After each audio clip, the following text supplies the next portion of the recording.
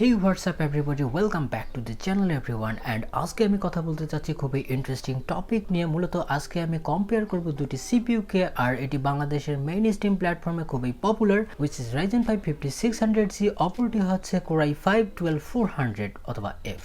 আর মূলত এই ভিডিওটি করা হয়েছে, অনেকেই আপনারা অনেক সময় কনফিউশনে থাকবেন যে আমরা Ryzen 5 5600G কিনবো নাকি Core i5 12400 কিনবো।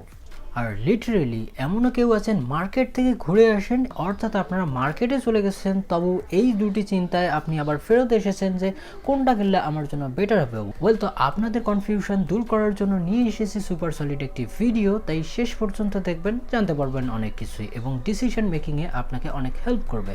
হে, what's happening guys, CP's here and you are watching PC Tech BD, so let's begin.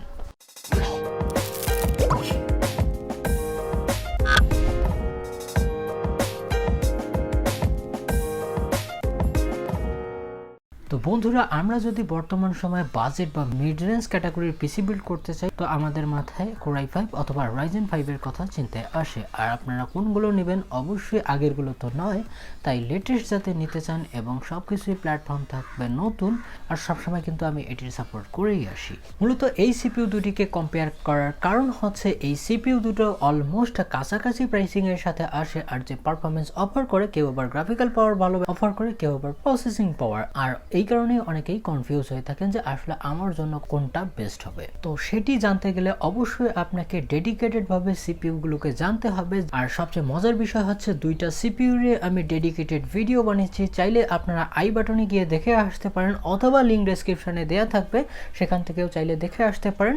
Ryzen 5 5600G এবং Core i5 12400 সম্পর্কে সম্পূর্ণই বিস্তারিত আলোচনা করা আছে সেখানে। তো এখন আসি পয়েন্ট নাম্বার 1-এ।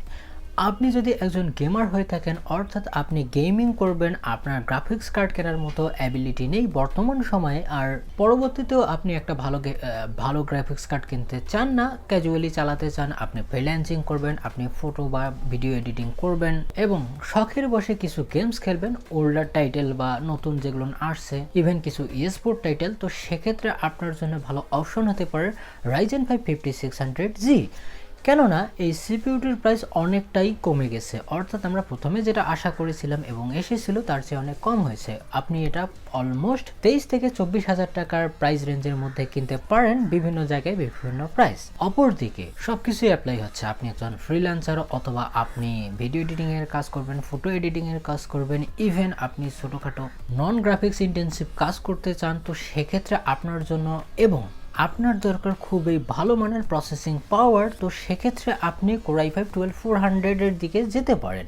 আর এটি 20,000 টাকা থেকে 21,000 টাকার প্রাইস রেঞ্জের মধ্যে পেয়ে যাবেন, অনেকেই অনেক দামে বিক্রি করছে। তো এখন প্রশ্ন আসতে পারে যে সিপি, একটু আগেই কথা হলো Ryzen 5 অনেক বেটার পারফরমেন্স করছে, আর তাছাড়া সেখানে ডেডিকেটেড জিপিইউ ছাড়াও গেমিং করা যাবে, তো সেক্ষেত্রে কেন আমরা সেটির দিকে যাব না? প্রাইসের ডিফারেন্স তো মাত্র 2 থেকে 2,500 টাকা, তো সেক্ষেত্রে কেন অপশন হতে পারে না? ইভেন আমরা যদি বর্তমান সময়ে মাদারবোর্ডের প্রাইসিং দেখি 12 জেনের জন্য, তাও কিন্তু আপনাকে বিশাল একটা এক্সপেনশন করতে হচ্ছে প্রাইসিংয়ে, তো সেক্ষেত্রে তো ভালো অপশন হতে পারতো। ওয়েল, তো বিষয়টি এরকম না। কেননা আপনি যদি একবারে ফুল পাওয়ার নিতে চান সিপিইউ থেকে, অর্থাৎ আপনি ভিডিও এডিটিং এর কাজ করবেন, আপনার প্রসেসিং পাওয়ারের দরকার বেশি, তাছাড়াও আপনি পরবর্তী সময়কালে বর্তমানে গ্রাফিক্স কার্ড না কিনলেও পরবর্তী সময় একটা ডেডিকেটেড জিপিইউ কিনতে চান, তো সেক্ষেত্রে তার অ্যাকচুয়াল পারফরমেন্স তুলে আনার জন্য কিন্তু এই সিপিইউটির কোনো তুলনা নেই এই রেঞ্জে থেকে। তবে আপনি যদি চিন্তা করেন যে না, আমরা সিপিইউতে পে করেছি, তো সেক্ষেত্রে আমরা ম্যাক্সিমাম ফ্রেম জেনারেট করতে চাই, তো সেক্ষেত্রে এটি ভালো অপশন হতে পারে তার তুলনায়। কেননা আপনি যদি শুধুমাত্র প্রসেসিং পাওয়ারের দিকে দেখেন, তো সেক্ষেত্রে কিন্তু Ryzen 5 5600G অলমোস্ট Ryzen 5 3600 এর মতোই পারফরমেন্স করে। আর এটি কেন করছে এরকম performance? Because of this is a proper APU, আর অপরদিকে এটি শুধুমাত্র সিপিইউ। আর ফ্র্যাঙ্কলি যদি বলি, তো সব দিক থেকেও Ryzen 5 5600 যে সিপিইউটি আছে অনেক দামি, সেটিকেও অনেকভাবেই বিট করে দেয় এই সিপিইউটি। আর এখানে তো বোনাস থাকছে ইউএসডি 730 গ্রাফিক্স। তো বলে নেওয়া ভালো, এই যে ইউএসডি 730 জিপিইউটি আছে এটি কিন্তু ভালো গেমিং করতে ক্যাপেবল না। হ্যাঁ, তবে যদি আপনি 720p অথবা 900p তে একটু ছোটখাটো গেমিং করতে চান, ওল্ডার টাইটেল আপনাকে খেলিয়ে দেবে কোনো সমস্যা ছাড়াই, বাট এটা কোনোভাবেই গেমিং এর সাথে কনসিডার করাটা একটু ক্রিটিক্যাল হয়ে যায় অনেক নতুন টাইটেলে। অর্থাৎ কিছু কিছু গেমসে মোটামুটি ভালো পারফরমেন্স করলে কোনো গেমসে ওয়ারেস্ট কেস দেখা গেছে। তবে আপনাদের মধ্যে যারা আছেন শুধুমাত্র গেমিং এর উপর ফোকাস করে আছেন, অথবা আপনি স্ট্রিমিং করবেন, আর স্ট্রিমিং করলে অবশ্যই আপনার ডিসক্রিট জিপিইউ দরকার, তো সেক্ষেত্রে মাস মোর বেটার অপশন হতে পারে এই সিপিইউটি as compare to Ryzen 5 5600C। আর বলবো যে এটার সাথে কোনো কম্পিটিশনে নেই।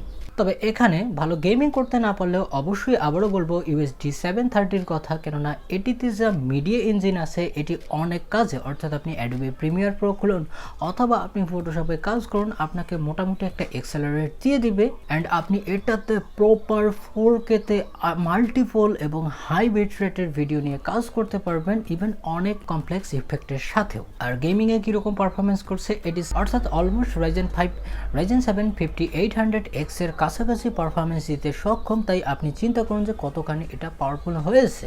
তবে সবচেয়ে খারাপ বিষয় লাগছে আমার মাদারবোর্ড সম্পর্কে অলরেডি 2-1টা ভিডিও চলে এসেছে, কেন প্রাইসিং বাড়ছে এবং কোন ধরনের মাদারবোর্ড কিনলে আপনার ফায়দা হবে। প্রপার লিস্টিংয়ের উপর ভিডিও চাইলে দেখে আসতে পারেন, আই বাটনেই আছে।